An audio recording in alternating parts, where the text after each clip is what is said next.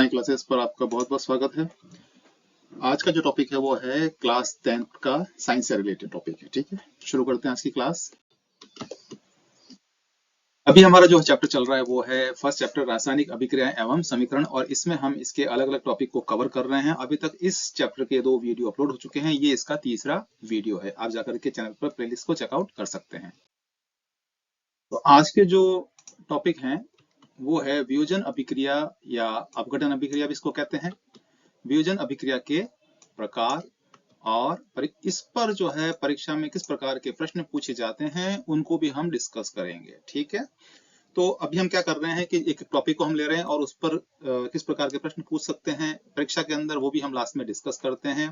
ठीक है, अगर आपको उनके आंसर्स या उत्तर नहीं मिले तो आप जरूर कमेंट करें। तो शुरू करते हैं आज की क्लास। तो सबसे पहले हम इसमें ले रहे हैं जो हमारा टॉपिक है वियोजन अभिक्रिया। ठीक है ना, वियोजन अभिक्रिया, इसको हम क्या कहते हैं, अपघटन अभिक्रिया भी कहते हैं। ठीक है, पहले जानते हैं ये होती क्या है। देखिए, वह रासायनिक अभिक्रिया जिसमें एकल अभिकारक, अभिकारक को हम क्रियाकारक भी कहते हैं, ठीक है, जो कि क्या है, एक जटिल पदार्थ है, यानी कि एक प्रकार से मानिए बड़ा अणु है वो।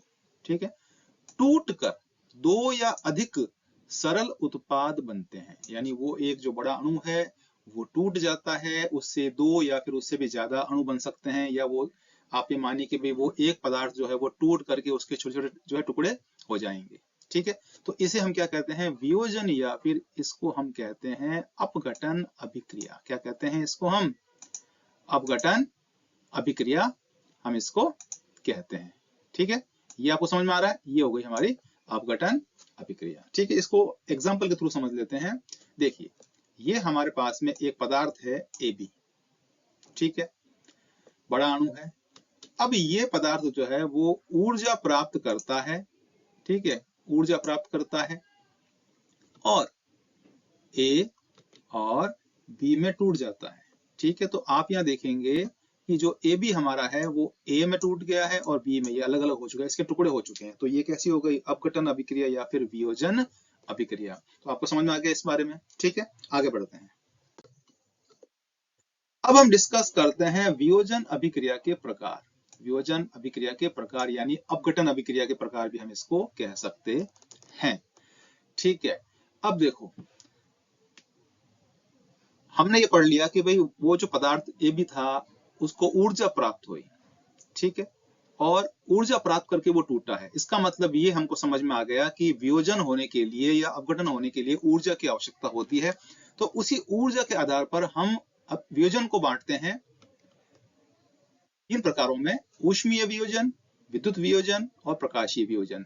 ऊष्मीय वियोजन है, ठीक है, यानी इसमें जो ऊर्जा है वो ऊष्मा के रूप में, ताप के रूप में, इसको तापीय वियोजन भी कहते हैं। विद्युत वियोजन है, ठीक है, प्रकाशीय वियोजन है। वियोजन को अपन अपघटन भी कहते हैं, मैं बार बार उसको रिपीट कर रहा हूं। ठीक है ना, अब हम एक एक जो ये प्रकार हैं इसके, इसको हम समझ लेते हैं। ओके, सबसे पहले हम देखते हैं ऊष्मीय वियोजन या फिर तापीय वियोजन या तापीय अपघटन भी कह सकते हो।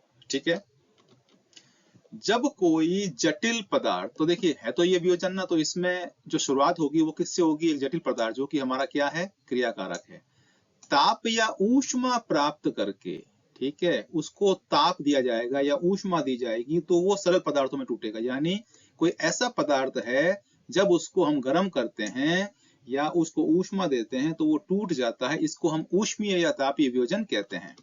ये जो है रासायनिक समीकरण हमारे पास में है, ये हमारे पास में है लेड नाइट्रेट। क्या है ये, लेड नाइट्रेट है जो कि ठोस अवस्था में है, एस जो ब्रैकेट में लिखा है वो ठोस अवस्था में है। ठीक है, इसको हम गर्म करते हैं। ठीक है, अब इसको हमने क्या किया, बर्नर की सहायता से हमने इसको गर्म किया, यानी आपने उसको क्या दिया है, ताप दिया है, तो वो लेड ऑक्साइड में टूट गया, नाइट्रोजन डाइऑक्साइड में टूट गया और ऑक्सीजन में टूट गया। यानी वो एक पदार्थ था वो इन 3 अलग अलग पदार्थों में टूट गया। तो ये कौन सा हो गया, ऊष्मीय या फिर तापीय वियोजन हो गया। बात क्लियर है यहाँ पे। ठीक है, अगली पढ़ें। अब है विद्युत वियोजन।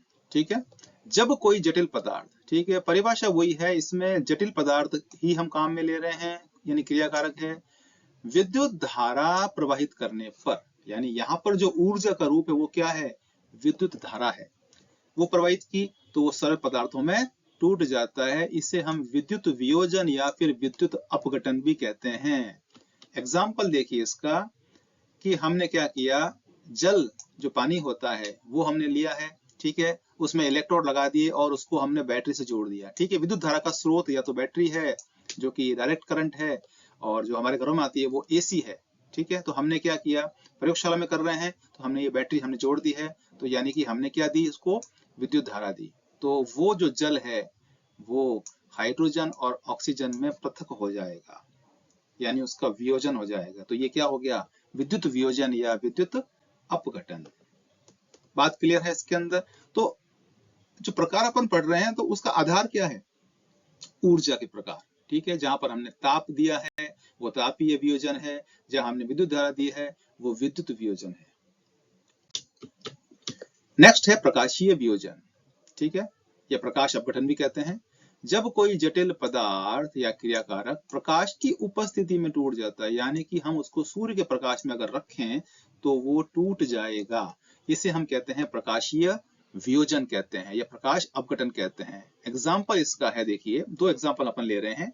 हमारे पास में है सिल्वर क्लोराइड, इसको सूर्य का प्रकाश प्राप्त होता है, यानी सूर्य की जो रोशनी है उसमें रखते हैं तो ये सिल्वर यानी Ag चांदी में और क्लोरीन में पृथक हो जाता है, ठीक है। इसी प्रकार से अगर सिल्वर ब्रोमाइड है उसको भी जब सूर्य के प्रकाश में रखा जाएगा तो वो सिल्वर यानी चांदी और ब्रोमीन में पृथक हो जाएगा, ठीक है। ये जो अभिक्रियाएं हैं दोनों, ठीक है ना, इनका यूज जो है वो श्वेत, ठीक है, श्वेत, ठीक है, यानी कि ब्लैक एंड व्हाइट जो फोटोग्राफी होती है, ठीक है, इसकी मात्रा को यहां लगाते हैं। ब्लैक एंड व्हाइट जो फोटोग्राफी होती है उनमें इन पदार्थों का यूज किया जाता है, ठीक है। ये जो अभिक्रिया है ये वहां काम आती है। ऐसा भी एक प्रश्न पूछ सकते हैं आपसे, ठीक है ना, कि भाई ऐसी रासायनिक अभिक्रिया बताइए जो कि ब्लैक एंड व्हाइट फोटोग्राफी में काम आती है। तो ये अभिक्रिया जो दो आपको बताई हैं वो आपको लिखनी है, या अगर एक पूछिए तो एक लिखनी है। ओके, तो ये तीनों प्रकार इसके हो गए, ठीक है। अब हम डिस्कस करते हैं इस पर प्रश्न कैसे बनेंगे।